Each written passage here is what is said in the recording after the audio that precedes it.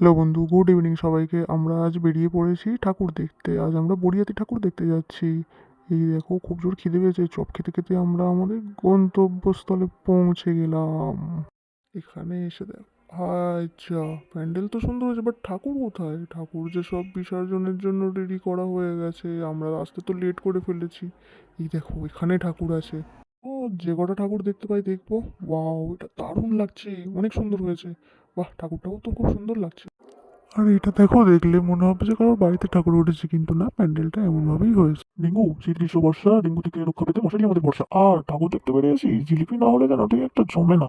তোমরা সব কমেন্টে জানিও কিন্তু বন্ধুরা, যে ঠাকুরগুলো কেমন হয়েছে। তোমরা দেখতে থাকো, প্রতিটা প্রতিমাই সুন্দর হয়েছে। এই বছরও ঠাকুরটা ট্রফি পেয়েছে। ঠাকুরটা তৈরি হয়েছে গাঁদার পাতা সবেদা পাতা দিয়ে। ওয়াও, ওই প্যান্ডেলটাও, প্রতিমাটি দেখো, খুব সুন্দর হয়েছে। এটাও পুরস্কার পেয়েছে। আজকের ভিডিওটা এই পর্যন্ত রইলো। দেখা হচ্ছে পরের কোনো ভিডিওতে। Good night, tata, bye bye.